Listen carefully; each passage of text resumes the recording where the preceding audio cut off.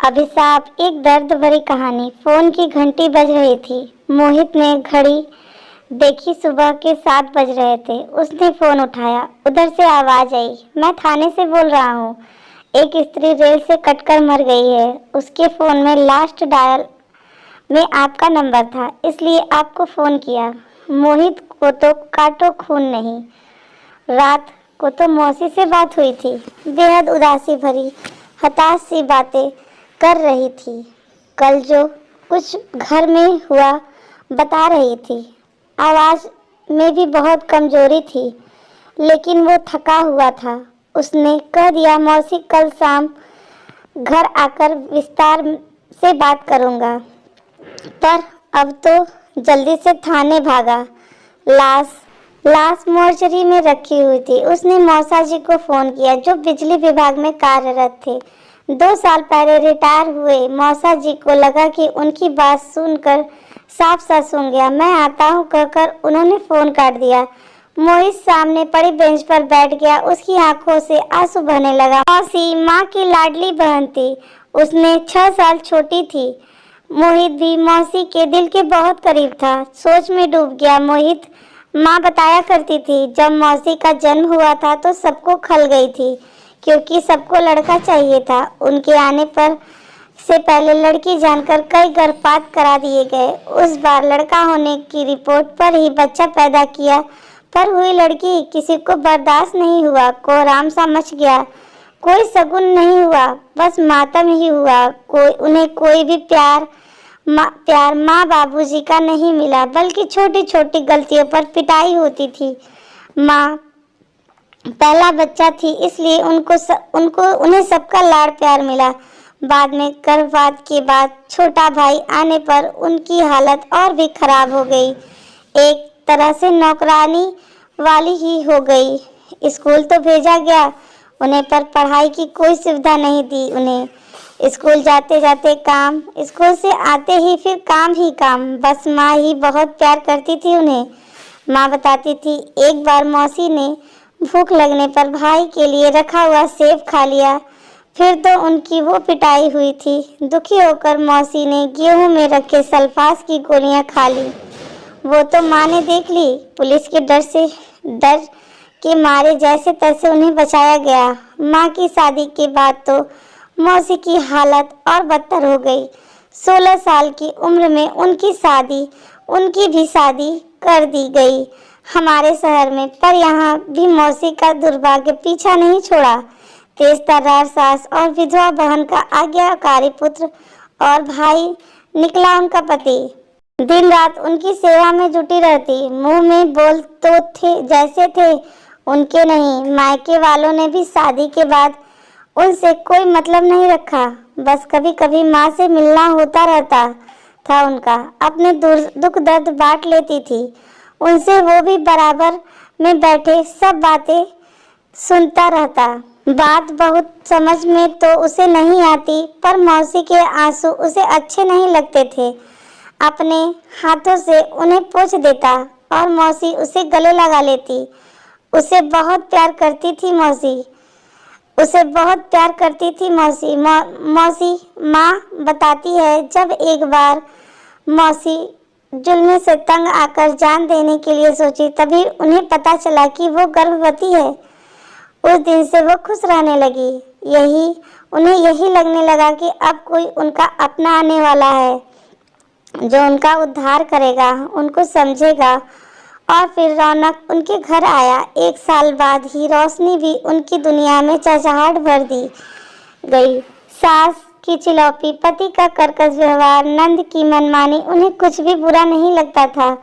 वो तो अपनी खुशी में मग्न अब दूसरी दुनिया में ही रहने लगी थी। बच्चे पढ़ने लिखने में अच्छे निकले। लड़का बैंक अफसर और बेटी इंजीनियर बनी। बेटी की शादी के बाद उसके जॉब में आते ही कर दी। वो अपने घर में खुश थी, नौकरी और ससुराल में व्यस्त। मौसी भी उसे कुछ बताकर दुखी नहीं करना चाहती थी।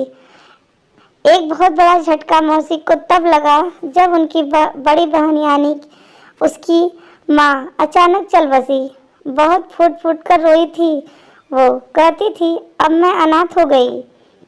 वो तो खुद को बिल्कुल टूट सा गया, पर उसने मौसी को गले लगाकर कहा, मैं हूं ना।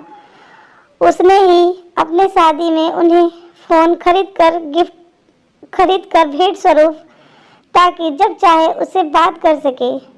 उनके बेटे ने भी प्रेम विवाह किया। पति तो बिल्कुल भी तैयार नहीं थे।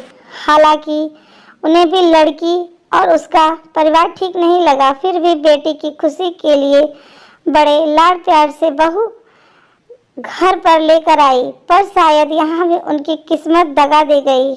बहू ने पिताजी का कोई काम नहीं था, भाई भी आवारा था। वो तो हर वक्त घर में डेरा डाले रहता था और बहू को चढ़ाते रहता। बहू को हर समय ठंडा बुखार। मौसी दिन रात काम करती रहती। बेटे से बात करने की कोशिश की तो बेटे का जवाब सुनकर भौचक्की रह गई। बोला, ये क्या माँ, आपको सबसे प्रॉब्लम रही? पहले तो अपने माँ बाप, फिर सास, अब बहू। कभी तो एडजस्टमेंट करना सीखो। पापा को भी इसलिए शिकायत रहती, कुछ समझती ही नहीं हो आप। मौसी घुटकर रह गई।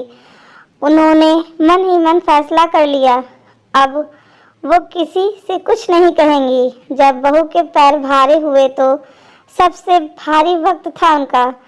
काम भी सारा, ऊपर से बहू का इल्जाम। इन्हें मैं खाते हुए अच्छी नहीं लगती, तभी वही बनाती मैं जो नहीं खाती। बहू को रौनक की बुआ जी का भी पूरा संरक्षण प्राप्त था। मौसी तो खाना बनाने में से पहले बहू से पूछकर आती थी, क्या खाना है। अगर वो बेटे से कहती तो बेटा सही क्यों मानता। उसे भी यही लगने लगता कि माँ में ही प्रॉब्लम है, तभी कोई पसंद नहीं करता। बहू के माँ लोकल होने की वजह से रोज बेटी से मिलने आती और ज्ञान भगार जाती, क्या क्या खाना है। मौसी रसोई में उसे पूरा करने में जुटी रही। कभी जूस, कभी फल, कभी मेवा, कभी दूध। इसी बीच बेटे का भी ट्रांसफर हो गया। पति ने बैठक तक खुद को सीमित कर लिया। मौसी चुपचाप सबकी बातें सुनते हुए कामों में लगी रहती। पर जिस दिन दूध जैसा पोता घर आया, मौसी निहाल हो गई, सब कुछ भूल गई, सपने बुनने लगी। पर सपना तब टूटा जब बहू ने पोते को हाथ भी लगाने को मना कर दिया। अब बहू की माँ भी घर पर रहने लगी थी। बेटी की देखभाल के नाम पर काम सारा मौसी ही करती। मौसी का शरीर भी टूट गया था, इतना काम नहीं हो पा रहा था। उन्हें बुखार आ गया, तब भी वो काम कर रही थी। पर कल अचानक बेहोश होकर गिर गई। फिर तो घर में कोहराम मच गया। कहा गया, जरा सा काम क्या बढ़ गया, इनका नाटक शुरू हो गया। क्या क्या नहीं कहा गया। उन्हें रौनक की बुआ भी कहने लगी, शुरू से आदत है इनकी नाटक करने की। मौसी बहुत रोई और कल रात मौसी उसे फोन करके यही सब सुना रही थी। पर उसने ठीक से पूरी बात नहीं सुनी। सोचा कल जाकर खुद मिल लेगा।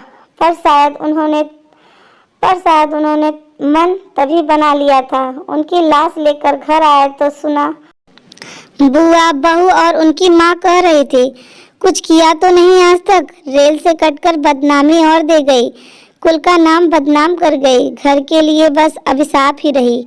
तो दोस्तों, आज की कहानी आपको कैसे लगी? कहानी पसंद आए तो वीडियो को लाइक और शेयर करें।